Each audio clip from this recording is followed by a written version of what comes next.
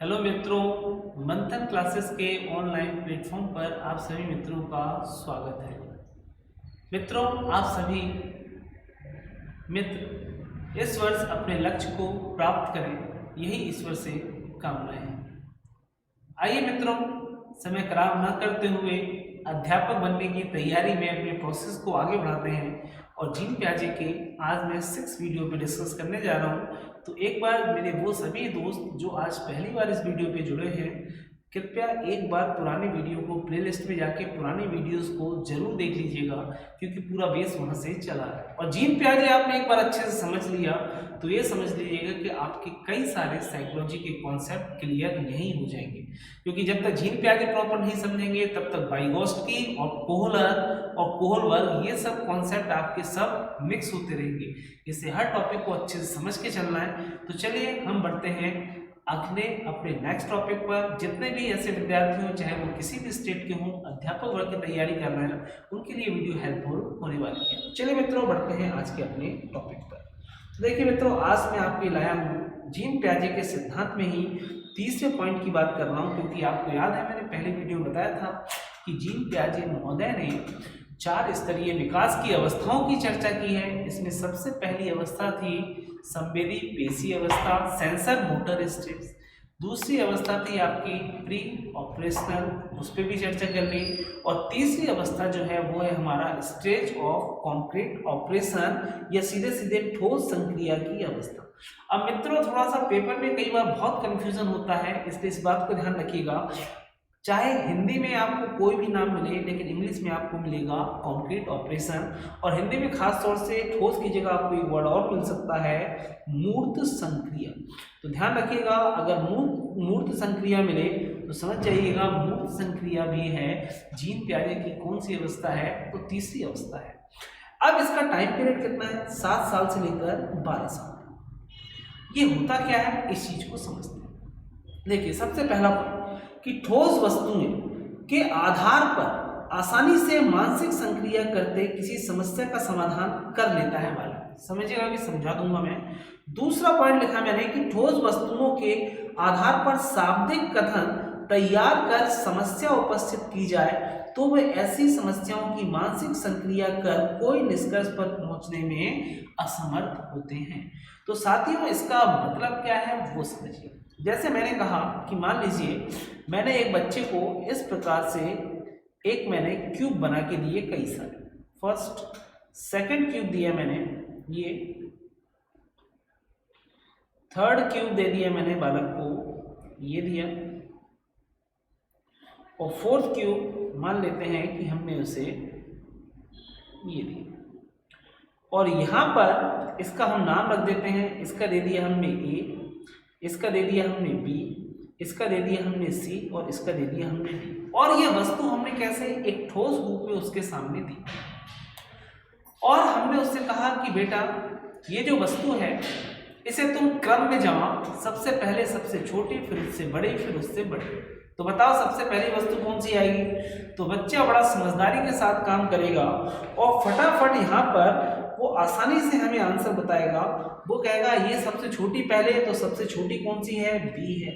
फिर कहेगा बी के बाद कौन सी आएगी? तो ए के बाद कहेगा कौन सी आएगी? डी, और डी के बाद कौन सी आएगी? सी। तो यहाँ पर यदि मैंने उसको इस तरीके से एक्सप्लेन किया, या मैं ये कहा मैंने, तो ऐसी स्थिति में बच्चा फटाफट इस चीजों को सॉल्व कर देगा। इस टाइप की जो समस्या है उसके सामने, उसको ठोस रूप में, कॉन्क्रीट रूप में देखकर फिर समस्या का समाधान आसानी से कर लेगा। लेकिन अब इसी सेंटेंस को थोड़ा सा घुमा फिरा के देते हैं। जैसे उसको ये कहा, पहला सेंटेंस कह दिया मैंने कि बी ए से छोटा है, बी ए से छोटा है, बी ए से छोटा है। और फिर दूसरा दे दिया कि डी बी से बड़ा, डी बी से बड़ा, किंतु सी से छोटा है, छोटा है। और इसी प्रकार से अगर मैंने इसी समस्या को उसके सामने ठोस वस्तु ना देकर किस में दे दिया, तो शाब्दिक कथन के रूप में दे दिया, वर्बल स्टेटमेंट दे दिया तो इस अवस्था में मतलब सीधे सीधे 7 वर्ष से 12 वर्ष की अवधि के बीच में वो बच्चा इस प्रकार के क्वेश्चनों का समाधान करने के लिए अपने मेंटल ऑपरेशन मानसिक संक्रिया का प्रॉपर उपयोग नहीं कर पाता। हम खुद सोचें, हम इतने बड़े हो जाते हैं और जब हम कोई एग्जाम देने जाते हैं तो रीजनिंग के क्वेश्चन हमारे सामने जो आते हैं एग्जाम हॉल में वो कैसे रहते हैं, वर्बल स्टेटमेंट ही तो रहते हैं। और उस वर्बल स्टेटमेंट को हम जैसे लोग कई बार नहीं समझ पाते तो वो छोटा बच्चा क्या समझे। तो ध्यान रखिएगा, यहाँ पर यही है ठोस संक्रिया की अवस्था कि बच्चा मेंटल ऑपरेशन मानसिक संक्रिया उसी समय प्रॉपर कर पाता है जब उसको कोई समस्या दी गई है, और समस्या किस रूप में, तो मूर्त अवस्था में या ठोस वस्तुओं के रूप में दी गई है, तो वो समस्या का समाधान करके आसानी से निष्कर्ष पहुंच जाता है।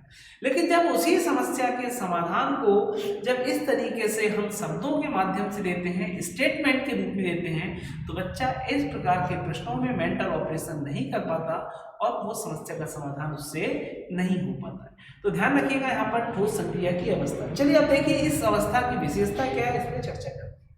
देखिए विशेषता क्या है, इस अवस्था में बालकों में चिंतन एवं तर्कना प्राक संक्रियात्मक अवस्था पढ़ा था हमने, प्री ऑपरेशनल स्टेज में विकसित होता है की तुलना में अधिक क्रमबद्ध एवं तर्कसंगत। ध्यान रखिएगा मित्रों, मैंने भी पिछले वीडियो में बताया था कि ये जो चिंतन है और तर्कना है मतलब रीजनिंग, इसका विकास जो होता है क्रमबद्धता तो आ जाती है किस अवस्था में, तो पहली अवस्था कौन सी थी, दूसरी अवस्था प्राक संक्रियात्मक अवस्था, लेकिन इतनी ज्यादा क्रमबद्ध नहीं थी। ये मैंने उसकी कमी बताई थी कि बहुत ज्यादा क्रमबद्धता नहीं होती। मैंने कहा था कि क्रमबद्ध तर्क नहीं होता इस अवस्था में, लेकिन उसकी तुलना में इस अवस्था में क्रमबद्धता और तर्क संगता जो है वो अधिक आ जाती है। तो आ तो जाती है अधिक, लेकिन हम ये नहीं कह सकते हैं कि इस अवस्था में इतने अच्छे गुण आने के बाद भी वो अलग में पूरी तरीके के गुण आ गए हैं, क्योंकि पूरी 100% यहाँ पर अभी डेवलपमेंट उसका नहीं होता है। तो अधिक तर्कना हो जाती है, बस इतना ध्यान रखिएगा किस अवस्था में, तो प्राक संक्रियात्मक अवस्था जो है उसकी तुलना में यहाँ पर क्रमबद्धता और तर्क संगतता अधिक आती है। चलिए अब देखिए इस अवस्था में पलटावी गुण विकसित हो जाता है। क्या पलटावी गुण विकसित, आपको याद है मैंने पिछले वीडियो में समझाया था कि कैसे बच्चा 2 × 2 = 4, और वही बच्चा अगर हम कहें कि उसी बच्चे से अगर हम कहें कि 4 / 2 तो वो आंसर देता था 2। तो ये आंसर तो वो दे देता था किस अवस्था में, तो प्री कॉन्सेप्चुअल पीरियड में दे देता था आंसर। लेकिन बच्चा ये नहीं बता पाता था कि यहाँ जो ये आंसर आया है इन दोनों के पीछे छिपा हुआ नियम एक ही है। लेकिन इस अवस्था में आकर मतलब 7 से 12 वर्ष की अवस्था में जब बच्चा आता है तो वो समझने लगता है कि ये दोनों एक ही बात है। कैसे समझने लगता है कि 4 / 2 = 2 कर दूं तो 2 का गुणा इधर कर दूं तो 4 = 2 × 2 तो 4 = 4। तो वो समझ जाता है कि दोनों नियम के पीछे छिपे हुए नियमों को जब वो समझने लगता है कि दोनों एक दूसरे से किस प्रकार से रिलेटेड हैं, तो इसे ही ट्रेट ऑफ रिवर्सिबिलिटी है ना, ट्रेट है ये, ट्रेट नहीं है ये, ट्रेट है मित्रों, है ना, TRAIT, ट्रेट। ध्यान रखिएगा यहाँ पे थोड़ा सा मिस है। ट्रेट ऑफ रिवर्सिबिलिटी विकसित होती है किस अवस्था में, ये प्रश्न भी आ चुका है। तो पलटावी आकृति का गुण जो विकसित होता है बालकों में ठोस संक्रिया की अवस्था। अब देखो प्रश्न कैसे बन सकता है, वो आपसे यही पूछ ले कि बालकों में पलटावी गुण जो होता है या ट्रेट ऑफ रिवर्सिबिलिटी किस अवस्था में होती है जीन पियाजे के अनुसार, तो आप रट्टा मान लोगे कि ठोस संक्रिया की अवस्था में। अब इसके कितने आंसर बन सकते हैं, देखो पहला आंसर ये भी सही हो सकता है कि 7 से 12 वर्ष के मध्य, ये भी आंसर सही हो सकता है। दूसरा अगर उसने पूछ लिया तो आपको मालूम है 0 जन्म से लेकर 6 वर्ष तक बाल्य शैशवावस्था है, और 6 से लेकर ये कौन सी होगी बाल्यावस्था, तो ये किस अवस्था में इसमें होगी, बाल्यावस्था में इसका विकास होगा। ये आंसर भी सही हो जाएगा। ठीक है, यहाँ पर वो ये पूछ लेगा कि जीन पियाजे के अनुसार किस अवस्था में, तो इसका आंसर ये भी सही हो जाएगा तीसरी अवस्था में, तीसरी अवस्था, ये आंसर भी सही हो जाएगा।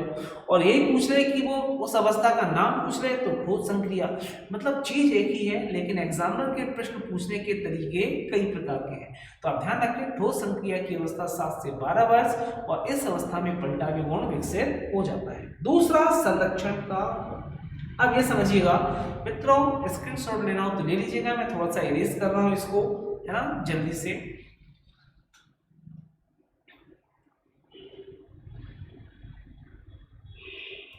अब देखिए मैं यहाँ पर बात कर रहा हूँ किसकी, संरक्षण की। जरा समझिएगा कि एक गुण विकसित होता है संरक्षण का इस अवस्था में। अब संरक्षण का मतलब क्या है कि जैसे मैं ले लूँ लिक्विड ले लूँ, है ना, या तरल पदार्थ ले लूँ, क्या ले लूँ, लिक्विड या तरल पदार्थ, या मैं किसी की लंबाई की बात कर लूँ, लंबाई, या फिर मैं बात कर लूँ किसकी, किसी का वेट की बात कर लूँ कि वजन या भार की बात कर लूँ, वेट की, ठीक है, या कोई भी तत्व होते हैं। तो इनके संरक्षण से संबंधित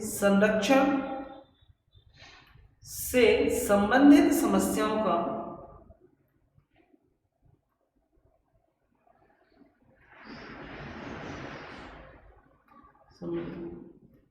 समाधान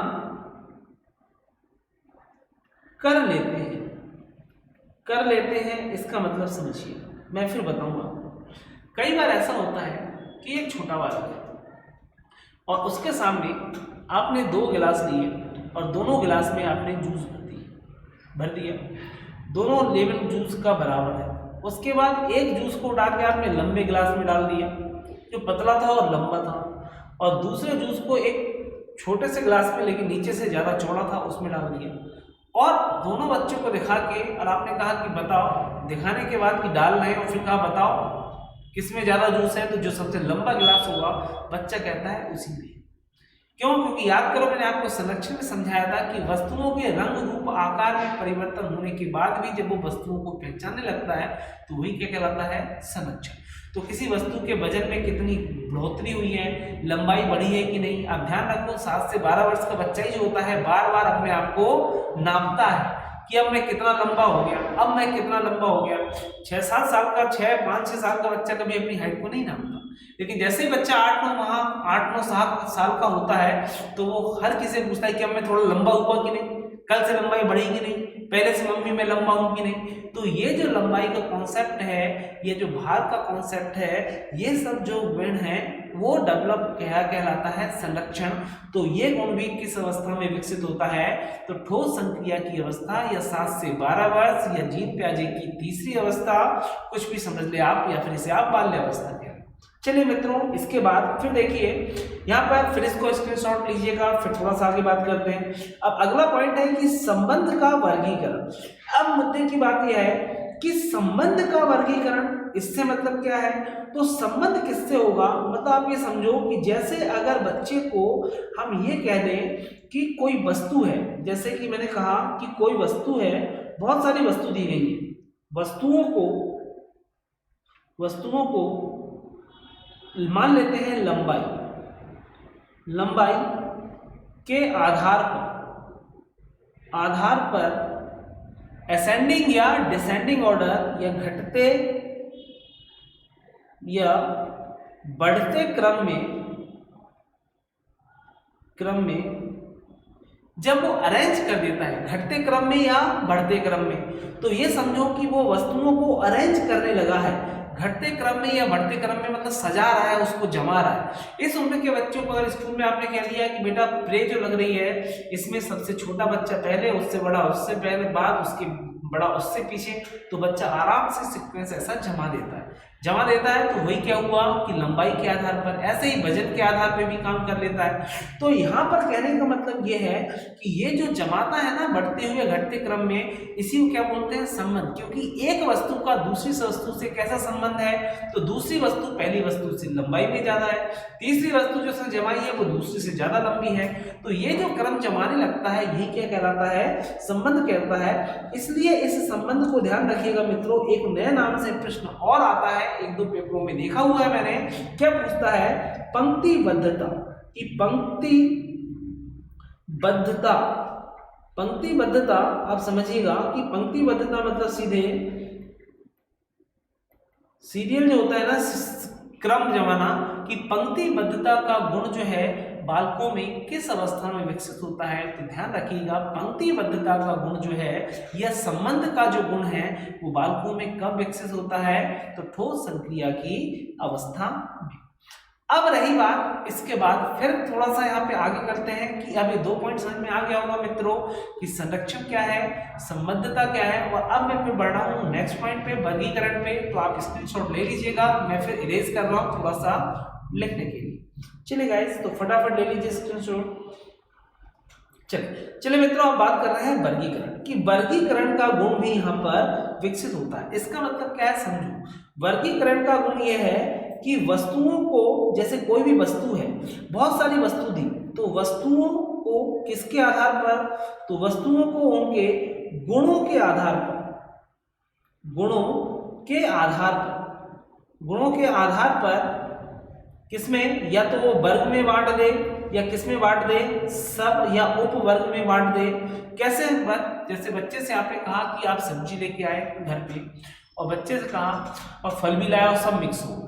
अब सोचे कई बार हम मंडी से सब्जी लेके आते हैं तो कई बार थैले में बहुत सारी सब्जी लेके आ गए, तो वो 7 से 12 वर्ष का बच्चा जो है ना, वो आराम से उस थैले में से धना के पत्तों को निकाल के अलग कर देता है।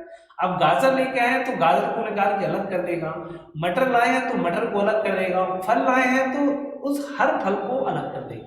इसका मतलब अब वो वस्तुओं को छांट फूंट के उसके वर्ग में, क्लास में, मतलब एक सब्जियों का वर्ग बना दिया, और सब्जी में कितनी सब्जी है उनको छोटे छोटे वर्गों में बांट दिया कि ये टमाटर हो गया, ये भटा हो गया, ये भिंडी हो गया, ये धना हो गया, और एक फलों का वर्ग बना दिया जिसमें ये हो गए आपके सेब हो गए, ये अनार हो गए, ये आपके जो भी। तो इस प्रकार से ये अवस्था कहलाती है वर्गीकरण। तो सबसे महत्वपूर्ण बात ध्यान रखिएगा कि ठोस संक्रिया की अवस्था एक ऐसी अवस्था है जिसमें बालकों की क्रमबद्धता में और तर्कसंगतता में प्री ऑपरेशनल पीरियड की तुलना में अधिक क्रमबद्धता आती है। दूसरा, पलटावी गुण विकसित हो जाता है। इसी अवस्था में संरक्षण का गुण विकसित होता है, यहीं पर संबंध का गुण, और यहीं पर क्या होता है, वर्गीकरण का गुण जो है वो इसी अवस्था में बालकों के अंदर विकसित होता है। लेकिन ध्यान रखिएगा कि यहाँ पर अब इसकी भी कुछ ना कुछ कमियां हैं। क्या कमियां हैं वो समझिएगा, मैं इसी पॉइंट पर उठा रहा हूं। फिर से ध्यान रखिएगा कि मैंने क्या कहा था अभी कि क्रमबद्ध और तर्कसंगतता जो है वो प्री ऑपरेशन स्टेज की तुलना में अधिक होती है। कैसी होती है? अधिक होती है। अब देखिए इसकी कमियों को देखते हैं। तो यहाँ पर देखिए इसमें इस अवस्था में चिंतन पूर्णतः क्रमबद्ध नहीं होता। क्रमबद्धता तो बढ़ती है लेकिन 100% पूर्णतः क्रमबद्धता अभी इस अवस्था में विकसित नहीं होती। क्रमबद्धता बढ़ रही है वो अलग बात है, लेकिन क्रमबद्धता अभी पूर्ण नहीं हो पाई है। दूसरी कमियां क्या है कि इसमें बालक जो मेंटल ऑपरेशन है वो तभी कर पाते हैं जब वस्तु किसमें दी हो, ठोस अवस्था में। याद होगा कि वस्तु जब हमने इस रूप में दी थी, पीछे ही बताया था मैंने, तो बच्चे ने तुरंत सॉल्व किया था। लेकिन अगर वस्तु को ठोस रूप में ना देके अगर हमने वर्बल स्टेटमेंट या शाब्दिक कथन दिए थे तो बच्चा उन प्रश्नों को करने में सफल नहीं हो पाया था। ये इसकी कमी है मित्रों। तो लगता है आज के लिए ये वीडियो काफ़ी है। यदि आपको वीडियो पसंद आ रही है तो इसे लाइक शेयर जरूर करें और चैनल को सब्सक्राइब करके बेल आइकन को दबा दीजिएगा। वीडियो की नई वीडियो आपको मिलती रहे मित्रों। और फटाफट जल्दी कोई प्रॉब्लम हो तो आप कमेंट्स बॉक्स में जरूर कमेंट्स कीजिएगा, और समझ में आया हो तो भी कमेंट्स कर दीजिएगा। चलिए मित्रों, मिलेंगे नेक्स्ट वीडियो में। Thank you very much, all the best.